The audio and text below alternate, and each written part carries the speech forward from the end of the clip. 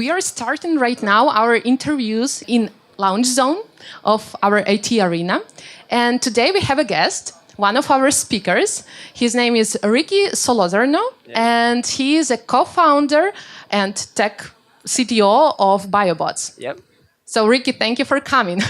Thank you so much. It's great to be here. Yeah, so how did you like Lviv? Tell me one more time, and people who are listening us. It's been awesome. I actually went to eat at Justice and Justice and Meat. Justice and Meat. Yeah, so it was great meat, and they do this thing where they bring you the receipt, and they have like an axe and like a little steak or something, or like a little piece of wood, and then they like crush the receipt, and you're just like kind of freaking out, but you're okay. So hope you will have another impressions from here, from Lviv IT Arena as well. But it was good. I think they're catering to like that emotion, and it really leaves like a lasting impression. But it was a really great time. Yeah, super cool. I would love you to explore more and more Lviv, like the next days.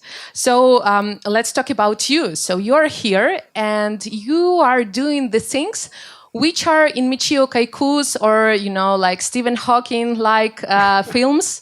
So you have a technology which is kind of super, and it's like advances the world we are living right now.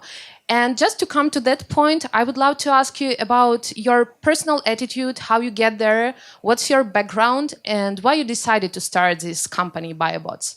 Yeah, so I studied bioengineering during my undergraduate degree, and I love tissue engineering. I think tissue engineering is awesome. I'm like so excited for its future and like what it can do. So I was working out of a tissue engineering lab when I was an undergrad, and there was someone there who had he had built his own 3D bioprinter, and he did it for like almost like he did it for very inexpensive. Like he personally did it, and when he did that, he did some like amazing research, and he went on to go become a professor at Rice, and like had a great startup package over there and did some amazing work. And so I was looking at that and saying like, wow, like can you teach me how to build them? Because you're interested in tissues. Yeah, exactly. So so he said, yeah. So I slowly learned how to build one. And when I finished, I was we kind of came up with the idea of like, hey, let's see if we can actually sell this and see if there would be an interest. Because also at the time, we also noticed that if you wanted to buy a 3D bioprinter at the time, it was like $100,000 to $150,000. Oh my gosh, how much did your printer cost at that time then? We sold the first printer for like $500 or something. Amazing. So but the fact was, it was like, hey, can we start selling this?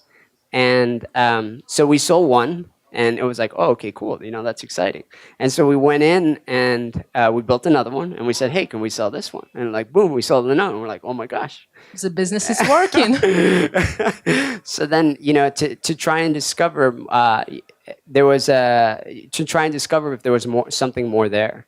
And so we started asking actually a lot of people around and saying, hey, would you be interested in a simple and affordable tool, affordable bioprinter? Because it was kind of something new. And we got a great response, and that's really what allowed us to say, hey, let's try to start this. And so it was really almost like it was passion driven, I think, because like I'm so obsessed with like tissue engineering and really being involved in that community. But at the same time, it was also like a brink of the moment in the sense of, hey, there's something here. I think we should try this. I actually don't know if it's going to work or not. But that's okay because we can kind of continue to figure it out along the way, and I think we also understood like there was the possibility of failure, but it didn't matter so much because we were young, and we still are young, but too much energy. Yeah, so it was kind of like at the time it was like, hey, this is worth a shot. Let's see if this happens. And lo and behold, we've kind of been going and growing in that way. Super cool. But let me ask about your first clients. How did you notice that it will be sold and the business is working? Who were those people whom you sold first printers? Yeah. So we didn't know if the business would work, but at the same time, we had entered into this competition in my university, who was kind of like incentivizing the ideas of saying, hey, if you have this cool product, if you have this cool technology, you should try selling it and making a business out of it. So my roommate at the time, actually, he was applying to different universities, and he had made a lot of connections with different professors. So we started going around and asking these different professors. I mean, you would basically just try selling it. Like you would say, hey, this is what it looks like. This is what we think. This is what it can do, and this is how much. This is the price. So you sold it to professors, or? Yes, we did. Wow. Yeah, yeah. So then it was kind of like a um, would you like to buy it? And some people said no, but we found like these two people that said yes, and so we're like, okay, great. So then from there, then it was about delivering the product actually initially. So like we had, I'd hacked together this first printer, and so now it was about thinking. You went from saying, okay, I built this and I know how to use it, and now I have to deliver it to someone, and they're going to use it. So if there's someone that has never used it before, how are they going to approach in like the experience of using it? And so then that's where we really had to start thinking about it in that way. Yeah, so user experience matters when you make it global. And who right now buys your printers? I mean, who is in your portfolio of clients? I mean, so right now our target market right now is actually university academics, and that's really because um, I think a lot of people are very excited for its potential in the pharmaceutical and clinical world. I think that's where it has the ability to make its biggest impact. This is 3D, 3D bioprinting has its ability to make its biggest impact there, but no one actually knows what are the useful products. Like, so it comes back down to saying, okay, the first people and the people who are actually interested in having the highest amount of risk to use the product are the university academics. So they're the tinkerers. They don't care if they get a product or not. They care about trying to do an experiment and see if it works. Early adopters for your Early product. adopters, exactly. Yeah. So the university academics are really our target market, and who we're kind of approaching to begin to use this device and get feedback from them. Super cool. And I wanted to ask you about the device, because for me it sounds kind of cosmic things. I'm more in IT stuff, in code and in products, software. So if I was a 3-year child, but in this industry, I mean, it's kind of 3-year child, how will you explain to me how the system works, what I should have just to print something, and what will be the result? So please describe the process, how it looks like. So right now, you can kind of think about it that people are trying to make tissues. So like skin, like heart, liver, Even hard. yeah, brain. People think about making brains and stuff. And so the thing is that people have been studying that for quite a long time. Like thinking about how to make tissues is not like a new idea, but the thing has been is that everyone's been just doing it by taking cells and just putting them in a dish. And so then they say, okay, this is how we're going to try to make them. So now the thing here, though, is that there's like the 3D world. So these tissue engineers know how the tissues are supposed to look or supposed to be patterned. In 3D dimension. Yeah, like where the cells are supposed to go, but they don't know how to do it. And so then that's really where we come in, which is to say, okay, here's a software that allows you to kind of design your structure. Here's the printer that's gonna do the printing, and then what you do is you actually use materials, and that these are materials that cells like. So the thing is that these tissue engineers have been buying all these types of cells for different tissues for a while. And you can buy these cells, like if you're a tissue engineer, you can go online and buy cell, like you can buy Natural cell? like yeah, I like can buy it online? you can't, but the tissue Impressive. engineers can. So because there's a whole industry of like taking different cell types, and from different sources, both from human as well from animals, whether it's skin, whether it's liver or heart. And what they do is that then the researchers can buy these cells, and then they can grow them. They can grow more of them, and so that you take those cells and you mix it with a material, and together that combination you put in the printer. So that slurry or whatever that mixture, you can then print in different patterns.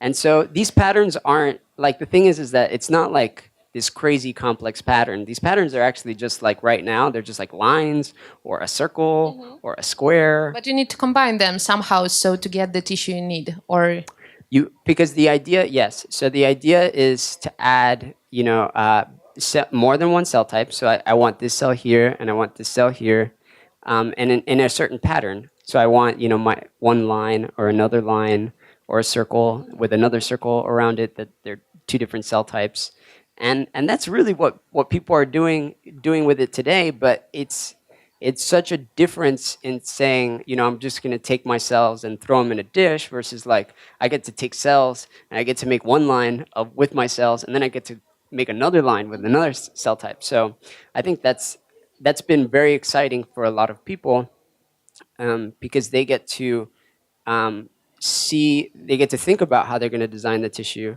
and then they actually get to print it with the cells in the pattern that they want. last question here about this amazing technology. So, for example, I want to create an ear, for example, yeah. But different people have different ears. The bigger ones, the smaller ones, the tiny one. I mean, there are different ears. So, is your technology is familiar with it and can do all this stuff, or you have kind of one ear for everyone? So that's to be decided, I think. Okay. Because the I guess the reality is right now is that people are just thinking about how can we even get like good cartilage. It's so in the future I think it'll be a business question whether they're small, medium, and large, or it's kind of like an ear that looks like your other ear per se.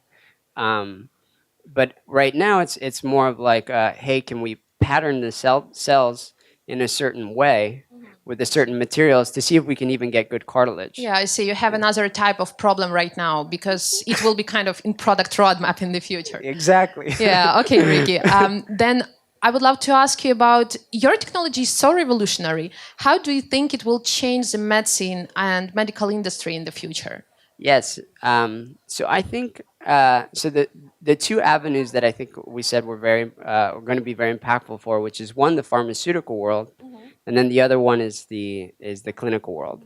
And so I think what we'll first start seeing is that you know if you can replicate the body outside the body, then you can test drugs on these tissue types before you give them to patients, and so you can begin to give specific drugs to specific patients. So I think the name of the game here and the way that things change is personalization. So rather than mass manufacturing for several patients, you're going to be making it's like mass personalization. So it's like, oh, okay, this drug goes for you, and it's tested on like a little piece of your body outside, a little before I give it to you, and then that's kind of how it'll continue there. Then I think in the clinical world, we'll start seeing like small tissue patches and things like that. It won't be like a full blown out organ. Like I think that's going to take a while. There's a lot of challenges, but you'll start seeing like certain patches or like cartilage is actually one of the easiest things to initially make because it doesn't have. It's one of the easier or more simple tissues in the body to replicate. So we'll start probably seeing things like cartilage being developed, and again, it'll be personalized. And I think that's at the heart of it as well, because you want to start shifting these medical devices from being like per se technology, like mechanical, to actually having cells and being living. And the advantage there is that it kind of grows with you, it's part of your body per se. So how do you figure out how to like make that body part and then put it back in, but that it's actually the same material as your own body, which is cells basically. So they can easily grow inside the body as well if they will be added to the body? Yes, that's so, and I think that's particularly impactful, especially with when you're trying to treat kids. So like when kids grow, like usually they have to like replace their medical devices over time. So, but if you're able to give them like things with like living cells, that then the cells will kind of figure out how to grow with cells are really smart. Cells are like little machines. So Awesome comment here. so yeah, I think it'll be incremental. So figuring out where the simplest avenues where we can begin to apply the technology, like so both pharmaceutical world and simple medical devices, I think will be the first things that we see as it penetrates into industry. I see your market is really huge and you're doing a great job. And looking into your roadmap, what you're doing right now and what you're planning in the future, I think that you can conquer the world. And I see that no questions right now. So I wanted to ask you maybe the last question here, Sure. just before your speech, your main speech. What will you recommend to bioengineers and engineers here in Ukraine? Hmm. Just several, like phrases or words to them, like inspirational or. I think at the heart of what we do. So, first, I think number one, since we're at an IT conference, IT I think is going to play a big role, especially in the analysis and the designs, particularly. So, there's a lot of data that goes in to, let's say, when you're taking an MRI or a CT scan, or even like even today, technologies are developing where they're able to gather and capture high complexities of tissues and like where the cells are and their different patterns. So being able to take those complex designs and simplify them to points where like things like the printers can understand is going to play a huge role. And then I think on the other side is that on the downstream, when we figure out how to build the tissues and we begin to analyze them, there's going to be a lot more data actually that's captured out of these tissues, and aggregating that data and understanding that data and the trends that come out of it is going to be really huge as well. So I think all these areas of like artificial intelligence, information technology simplification and gathering is going to play big roles in helping push the technology forward actually. Super cool. Yeah. And right now, Ricky, I would love to ask you just for one sentence because we want to make a final video and just, Yeah. like inspirational or something else. I think persistence. I think just keep at it. Like, persistence is key in driving any technology forward, and especially realizing a vision that you have. And so, just continue driving forward, and persisting is really at the heart of making something real. That's true. Thank you so much. Thank you.